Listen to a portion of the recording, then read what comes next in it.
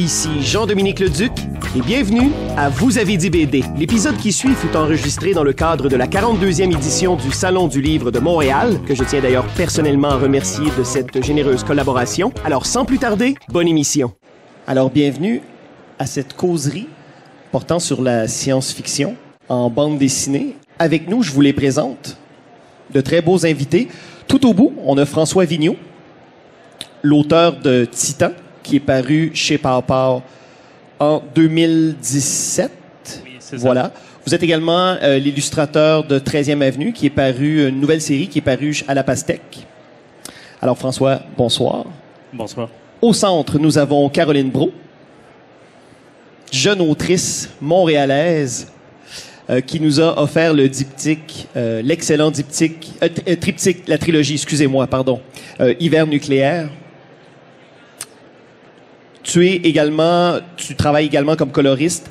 Tu as travaillé notamment avec Axel Lenoir à la colorisation de L'Esprit du camp. Donc, bonsoir Caroline. Salut voisin. Oui, on est voisins. Ça fait un peu drôle. Et à côté de moi, Monsieur Anki Bilal, qui, même s'il n'a plus vraiment besoin de présentation, je vais quand même prendre un petit moment pour vous présenter. Tout d'abord, bienvenue chez nous. Merci, je suis très bien ici. Ça marche? Oui, ça marche. Alors, Monsieur Bilal, Monsieur Anki Bilal est un auteur, un artiste en fait prolifique qui nous a offert de très, très, très, très grandes séries en bande dessinée. On n'a qu'à penser notamment à la trilogie Nicopole.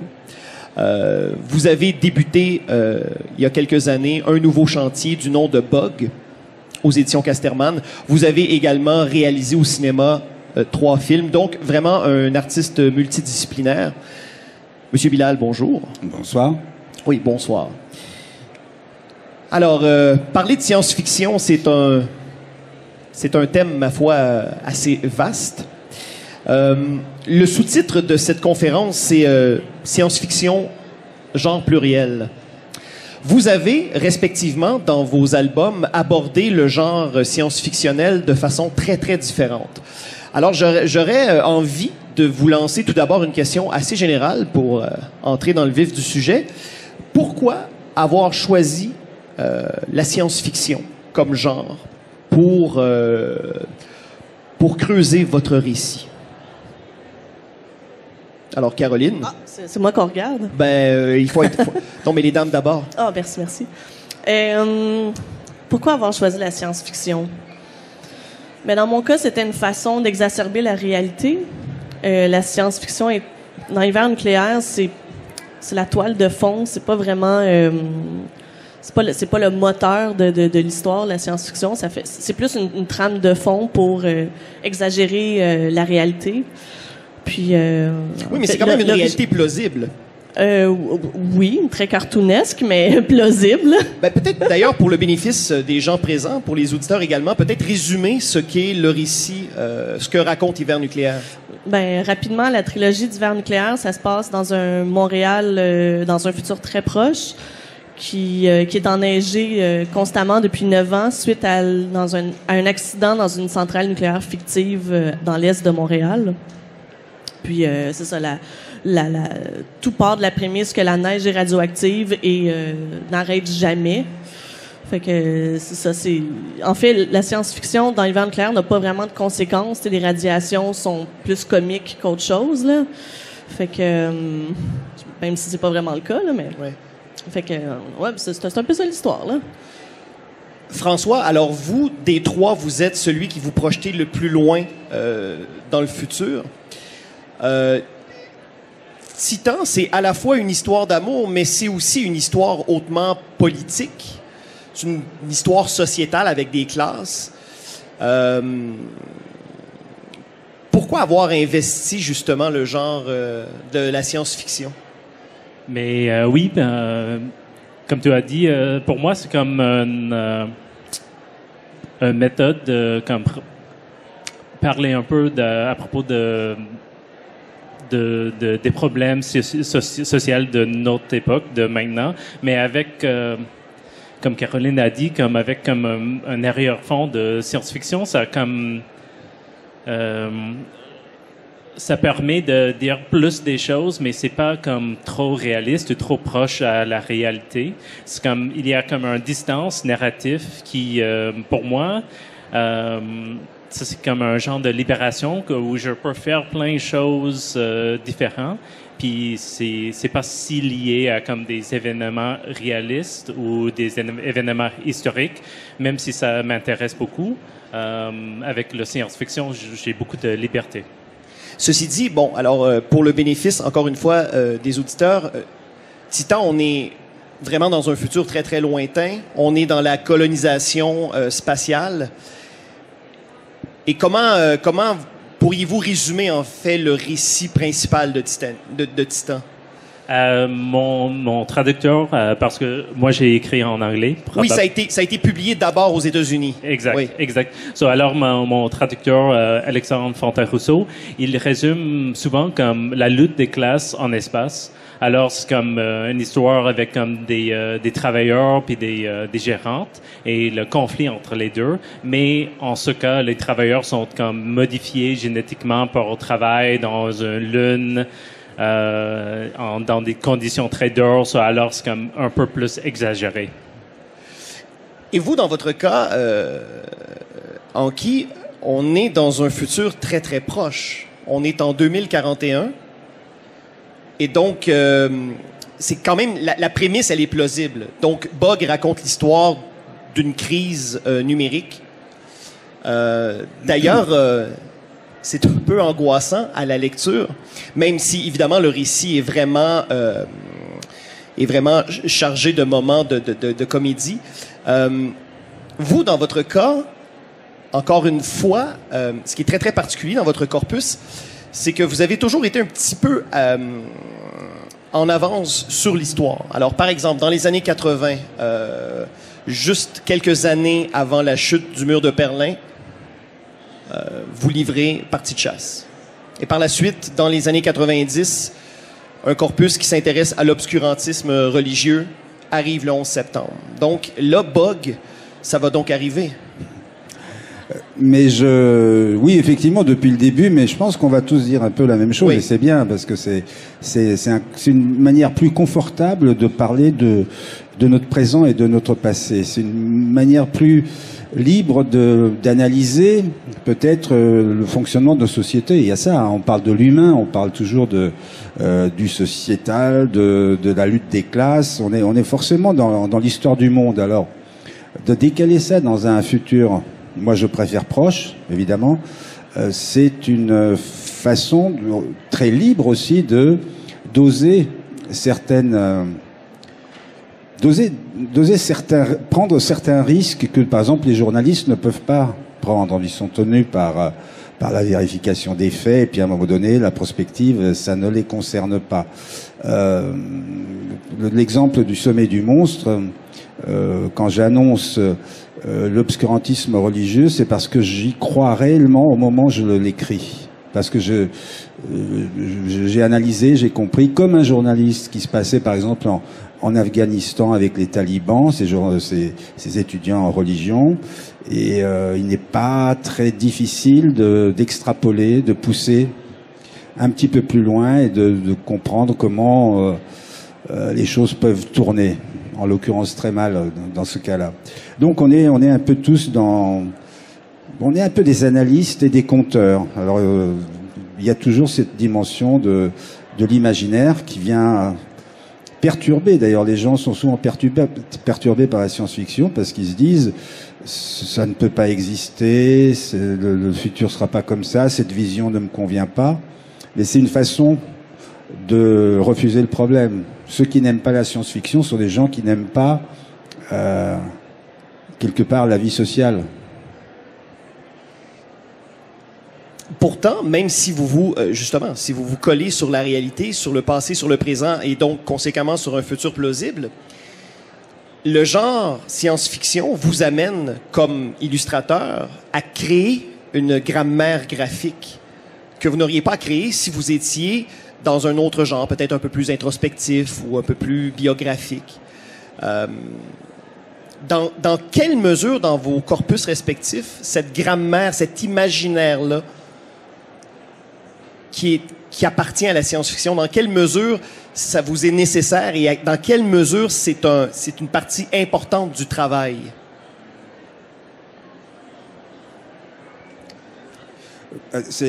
Oui, c'est une façon de proposer une vision. Hein. On s'implique dans cette vision. On choisit, on fait un casting de son futur, de ce qu'on veut montrer. Moi, de plus en plus, je décale de manière presque infinitésimale le réel pour le rendre suffisamment perturbateur, mais il est proche de notre monde d'aujourd'hui. Et c'est pour ça que, par exemple, Bug est une incitation à la réflexion sur la mémoire, notamment, puisque le numérique, si addictif, enfin surtout depuis qu'il est addictif, nous rend paresseux. Hein, nous rend paresseux. C'est-à-dire que la mémoire, on l'a fait de la mémoire. Le cerveau, c'est un muscle, ça doit se faire travailler. Or, on fait moins travailler le cerveau. Hein, on l'utilise pour des choses très très rapides, très fugaces, une espèce de boulimie comme ça, qui consomme des images, qui consomme des sons, mais on n'a plus de structure, de réflexion et de gymnastique du cerveau. On la fait plus. Moi, le premier. Hein. Donc, danger. Je dis là, il y a danger. Et c'est induit forcément dans Bug, plus d'autres choses. Et tous, nous faisons ça. C'est-à-dire que lorsque tu parles d'un accident nucléaire qui a des conséquences dramatiques, etc., on a des exemples, malheureusement, qui nous rappellent que Tchernobyl, ça a existé, et qu'on nous cache forcément énormément de choses. Donc, on est un peu dans la même démarche, je crois.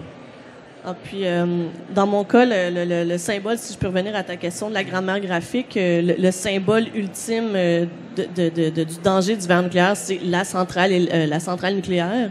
Puis c'est 2 tours de refroidissement, bâtiment qu'on n'a absolument pas au Québec. On n'a pas de centrale nucléaire qui ressemble à ça du tout ici. Le plus proche qu'on a eu, c'est Gentilly 2, qui avait pas les 2 fameuses tours de refroidissement qu'on a comme appris à reconnaître dans les Simpsons, par exemple.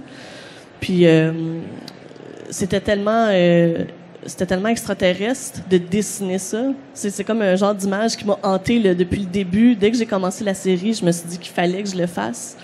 Puis toute l'infrastructure autour de cette centrale-là désaffectée avec des nuages verts radioactifs, c'en est absurde tellement que c'est exagéré. Partout dans le monde, il y a des bâtiments comme ça, puis c'est très anodin, mais vu que nous autres, ici, on n'a pas du tout ce genre d'architecture-là, déjà là, ça devient de la science-fiction. D'ailleurs, tu as choisi de le montrer à la toute fin, parce que tu voulais justement garder cet effet-là. Je voulais vraiment que ça soit un punch, puis que ça soit révélé là, comme la musique à part quand on arrive là, devant la scène de la centrale. Il fallait que ça soit plus grand que nature. L'échelle du bâtiment a aucune commune mesure. C'est vraiment super exagéré. Là.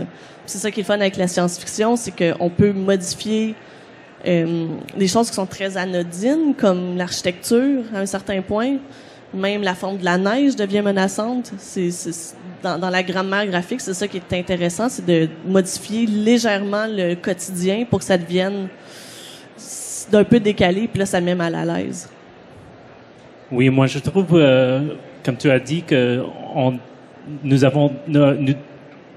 habitons déjà dans un monde de science-fiction, comme des édifices comme je vais pas dire ce mot, excuse-moi. Mais ou comme souvent dans mes dessins pour Titan, j'utilise comme des images de raffinerie d'essence, des choses comme ça. Et moi, j'ai déjà vu ça souvent, ou comme au sud des États-Unis, il y a plein de choses comme ça. Et j'ai déjà vu des choses. Et c'est très très bizarre. C'est comme t'es dans un autre monde. Moi, je trouve ça déjà intéressant, ça, comme tu peux utiliser le science-fiction comme un lentille pour regarder notre monde, comme même des visuels qui sont quand même frappants dans notre monde de maintenant. Évidemment, la science-fiction, votre production, vous êtes publié d'abord et avant tout en Europe, aux éditions Casterman. Caroline ici à Front Froid, François aux éditions Par Rapport pour la version française. D'ailleurs, Caroline, tu as été traduit et publié en anglais chez Boom Studio. Et inversement, toi, François, tu as d'abord été publié en anglais aux États-Unis pour Titan. Oui, mais ça serait comme une version un peu plus zine. Oui, en format comics, oui. Puis oui, c'est en fait, c'est l'année prochaine pour la version finale en anglais, et ça, c'est chez Oni. Oni Press? Oui. Good job. Wow. Ben donc, évidemment, faire de la science-fiction au Québec, ce qu'il faut savoir, c'est que dans les années 70, ici, alors que la bande dessinée était beaucoup moins professionnalisée que maintenant, il y avait un certain courant, il y avait une activité au niveau de la bande dessinée de science-fiction.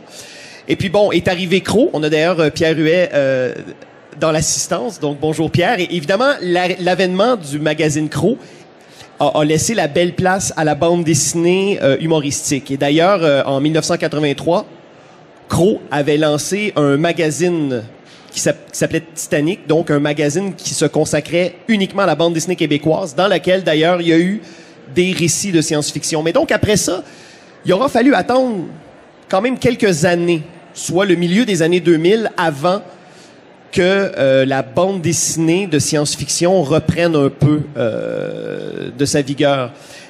Est-ce que vous, deux comme créateurs ici au Québec, est-ce que vous avez senti que vous aviez vraiment le champ libre au niveau de l'exploration de ce genre-là? Oui, mais dans le sens qu'il n'y avait pas beaucoup de précédents auxquels moi je pouvais m'attacher. Mais j'ai eu la chance de parler anglais assez tôt. Alors, si je voulais avoir accès à de la science-fiction, j'avais juste à me tourner à la télévision en anglais ou des comic books en anglais, puis tout était offert.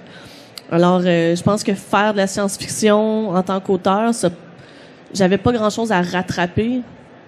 Puis j'ai toujours senti que le champ était libre, mais même si ça avait été un genre super exploré, je pense pas que ça aurait changé quoi que ce soit, là. Et est-ce que justement d'avoir lu des auteurs européens comme justement Bilal entre autres, est-ce que c'est intimidant ou plutôt est-ce qu'on se dit ben voilà, moi je vais occuper le territoire autrement?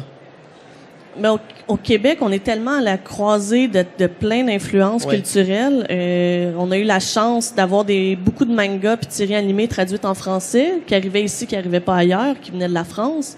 Il y avait beaucoup de science-fiction en animé puis en manga. On avait le franco-belge, on avait du Bilal. Puis on avait ensuite de ça toute l'espèce de courant pseudo-cyberpunk qui venait des États-Unis. Fait que je pense qu'on était vraiment bien situés pour faire une espèce de melting pot de tous les genres de la science-fiction. Puis, en tout cas, moi, je sais que dans mon cas, ça a commencé avec des jeux vidéo qui venaient du Japon, puis des comic books de mutants. Là, autant que c'est différent, mais il me semble que ça faisait tout du sens dans ma tête. Vous, Bilal, vous avez débuté votre carrière dans les années 70. Métal Hurlant a été, en Europe, un fer de lance du genre.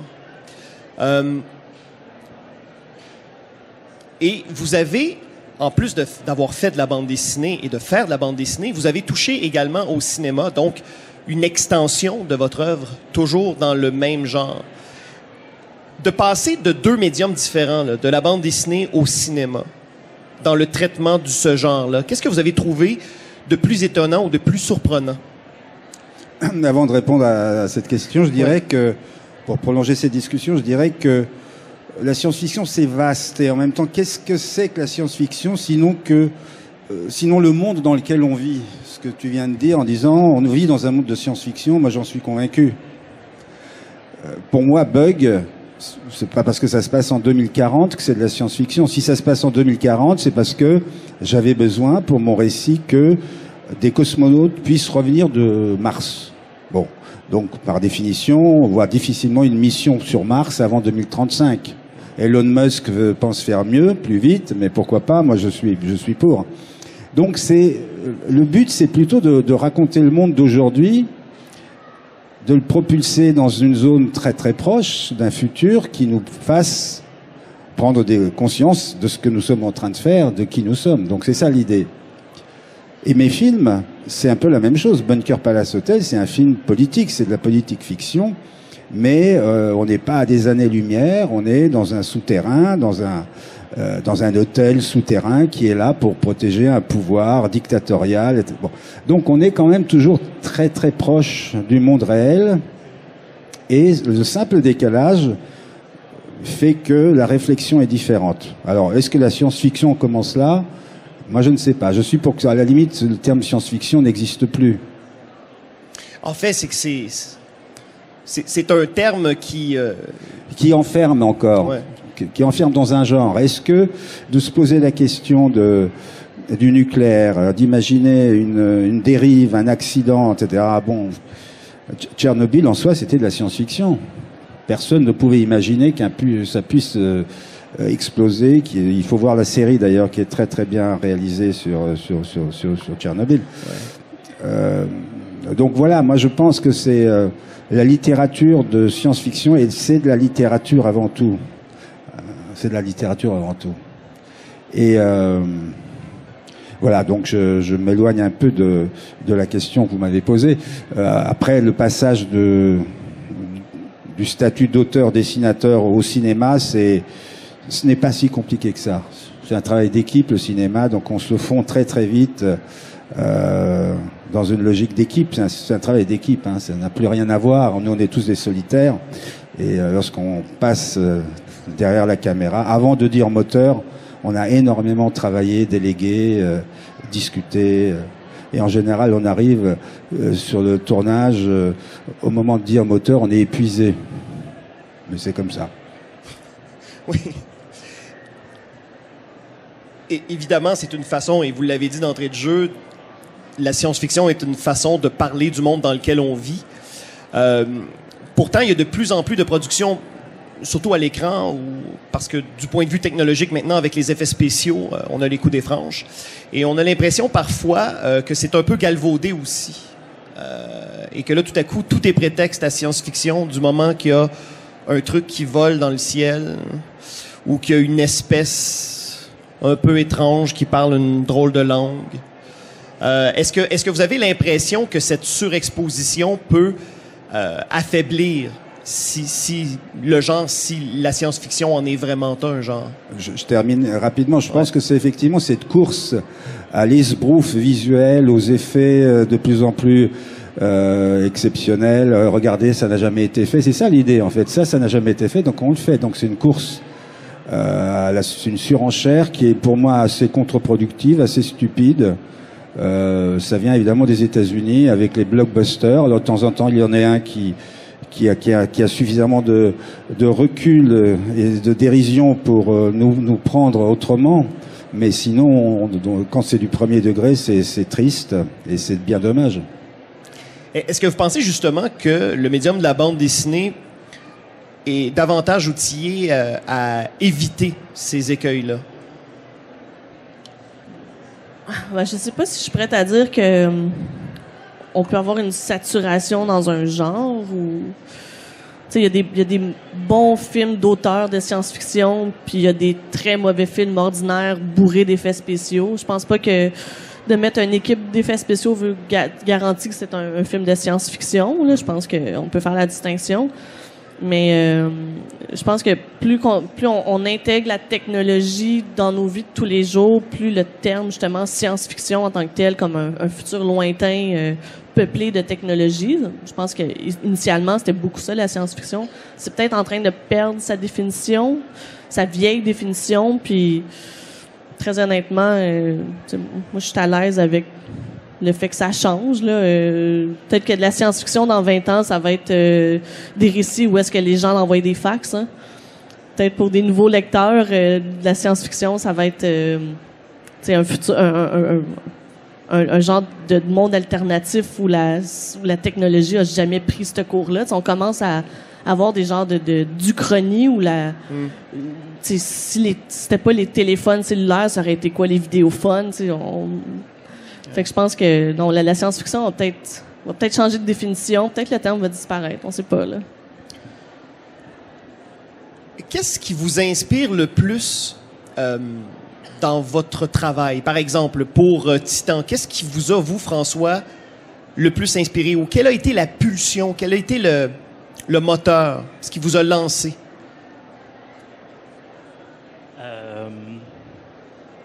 Alors, je vais commencer juste avec un petit mot à propos de comme des genres de blockbusters, etc.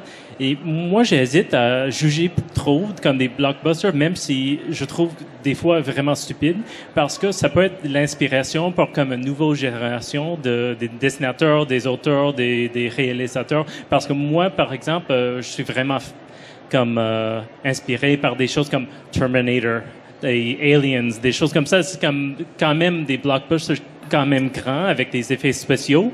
Et pour moi, c'est comme ça m'inspire, mais aussi avec plein d'autres choses. Alors, c'est comme un jeune auteur peut être inspiré par quelque chose que moi, je trouve quand même plate ou de maintenant, mais j'imagine que ça peut changer. Et aussi, à propos de Titan, mais c'est quand même un mélange de plein de choses, comme des inspirations de science-fiction, mais aussi des inspirations des autres genres de livres, comme tu as dit, que c'est comme un livre d'amour, d'une histoire d'amour, et alors c'est comme plein d'inspirations à propos de ça. Puis aussi, c'est comme tout le niveau de sociopolitique, tout ça, c'est comme un mélange de toutes ces choses. Puis aussi, c'est comme mes propres expériences de ma vie. Alors ça, c'est comme une réponse un peu plate, mais c'est comme un mélange. Non, c'est pas du tout plate, au contraire. Caroline? Ben moi, le flash du verre nucléaire, c'est venu après une constatation que le printemps était dégueulasse à Montréal. Puis je me suis mis à imaginer à quel point ça serait terrible si l'hiver durait longtemps. Puis dans l'espace de 4 minutes, j'avais comme la prémisse de mon livre, là. Fait que ça vient pas comme après avoir regardé un film de science-fiction extraordinaire ou quoi que ce soit. C'est venu vraiment d'une observation bête et banale du quotidien, de vivre dans une ville où il y a un hiver, tout simplement. Mais après ça... et d'avoir choisi Montréal, en plus. D'avoir choisi Montréal, ouais. Mais c'était surtout inspiré de la relation dysfonctionnelle qu'on a avec l'hiver en ville, là. Ouais. Mais après ça, tout le traitement graphique, puis l'idée d'utiliser des couleurs qui viennent beaucoup du milieu de l'animation, si je pourrais dire, ça a été comme une inspiration, justement, là, qui venait d'un désir de représenter une réalité qui était juste un petit peu un pied dans la marge, là. C'est pour ça que les ciels sont vert fluo, tu sais, mais autrement dit, c'est l'hiver à Montréal, il n'y a rien de si différent, tu sais. Fait que, ouais, c'est pas mal ça. Pour vous, vous avez débuté notamment avec Parti de chasse et les Phalanges de l'Ordre Noir. Vous avez travaillé avec Monsieur Pierre Christin. Et par la suite, vous avez retravaillé avec, mais vous avez beaucoup également scénarisé vos propres récits. Oui, surtout. Oui. Surtout.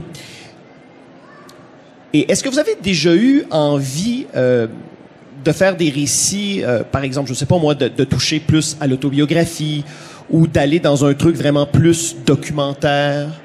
Est-ce que vous avez eu cette pulsion-là un jour dans votre carrière? J'ai fait des livres différents, hein. J'ai fait pas que de la bande dessinée, donc j'ai fait des livres. Par exemple, j'ai fait un livre avec Dan Frank, Un siècle d'amour, où ce sont des peintures des nus de femmes qui ont traversé le siècle, de femmes anonymes, mais qui sont des emblèmes de la force et du sacrifice des femmes au cours de ce XXe siècle, qui a été un siècle masculin. Donc c'est un engagement un peu avec Dan Frank. Donc moi je peignais d'abord ce nu de femme, et lui il inventait l'histoire en faisait des tranches du siècle, partant par exemple de la Révolution d'octobre 17, passant par la crise de 29, ensuite la guerre, la Shoah, etc., etc. J'ai fait des livres avec Pierre Christin aussi sur Los Angeles, un livre qui s'appelle L'Étoile oubliée de Laurie Bloom, qui est un reportage, une quête autour d'une actrice une star d'Hollywood qui s'appelait Laurie Bloom. Et donc on a fait un gros travail là-dessus, et on a reçu énormément de lettres de gens qui disaient mais je ne comprends pas, je ne connais pas Laurie Bloom. Je ne comprends pas. Les films que vous citez, moi, je les ai jamais vus. En fait, tout était inventé. Mais c'était une manière de traiter des sujets, des fantasmes. J'ai fait un livre sur le football hors jeu avec Patrick Covin, qui est réédité à chaque nouvelle Coupe du Monde. Et tout le monde dit, oui, mais c'est très d'actualité. C'est toujours d'actualité. Et c'est pas encore arrivé parce que il y a une séquence où le but, c'est pas le ballon qui rentre dans le filet, c'est le joueur qui doit rentrer dans le filet. Donc on est voilà, il y a toujours du décalage comme ça. Donc j'ai fait pas mal de choses qui sont hors de la bande dessinée, ouais. J'en ai parlé d'entrée de jeu. Bug, vous avez publié le second tome il y a quelques mois de ça. C'est prévu en 5 albums. Oui, parce que ceux qui ont lu les 2 premiers peuvent pas imaginer que ça se termine au bout du 3e. Ça serait assez abrupt. Donc il en faut encore au moins 3, voilà. Alors vous en avez encore pour quelques années. Vous, toi, Caroline, mon Dieu, je vous voirai pas, ma cousine. Alors, toi, Caroline, tu as terminé ta trilogie Hiver nucléaire. Ouais. Prochain projet? Je fais un projet un petit peu plus terre à terre qui s'appelle U-Town, qui est une petite coupure dans le ton puis dans le traitement. Ça va être en noir et blanc. Puis ça reste de la fiction, mais je qualifierais ça de fiction analogue, dans le sens que c'est un récit où il n'y a pas de téléphone, puis il n'y a pas d'Internet. C'est niaiseux à dire, là, mais pour moi, ça fait vraiment... c'est quelque chose qu'il faut souligner, là. Puis ça adresse plus des enjeux sociaux qui sont des thèmes qui me sont chers. Puis je planifie une sortie sur plateforme Patreon d'ici quelques semaines. Pour le moment, c'est un peu sous cette forme-là. On commence en webcomic comme avec Hiver nucléaire. Oui, c'est ça, exactement. Ouais. Donc le même chemin. Le même chemin, ouais. Je réessaye l'aventure du webcomic pour voir ce que ça va donner. Pour mener ultimement à une sortie en album. Oui, j'aimerais beaucoup, beaucoup ça. Ben oui, je pense que t'es pas seul non plus. Et toi, François, donc, tu as amorcé la série 13e Avenue avec Geneviève Peterson au scénario. Est-ce que, donc, j'imagine, vous travaillez sur une suite? Oui, je vais commencer une suite pour ça, puis je suis en train de faire des dessins pour une autre série aux États-Unis, mais la prochaine livre de moi-même que je vais écrire, c'est une autre histoire de science-fiction, mais quand même... Toi, tu as dit que c'est comme Titan, c'est le plus loin, mais ouais. Mon prochaine histoire, c'est comme 10 000 ans dans le futur. Ça, alors, c'est très, très loin dans le futur. C'est comme... Puis, je trouve ça aussi, c'est comme un défi, mais aussi, ça donne des opportunités d'essayer des nouvelles choses. Alors, ça, c'est... Mais ça va faire un peu de temps avant que je vais commencer. Et ça, c'est prévu en français ou en anglais? Je vais écrire en anglais, puis je vais traduire, puis publier chez Papa aussi. Bon, alors dans 2 ans? On se dit dans 2 ans. J'espère que oui. Ouais. Alors, François Vigneault, auteur de Titan, merci beaucoup. Caroline, autrice de Hiver nucléaire, trilogie que tu vas terminer l'an dernier, à pareille date, hein? Ça fait déjà 1 an. Oui, il est sorti comme 2 semaines après le Salon du Livre l'année passée, fait que c'est officiellement une nouveauté cette année. Bon, ben voilà. Donc, bon vent pour la suite. Anki Hilal, merci beaucoup. Merci. Et puis, bonne continuité. Donc, merci beaucoup. Merci. Merci.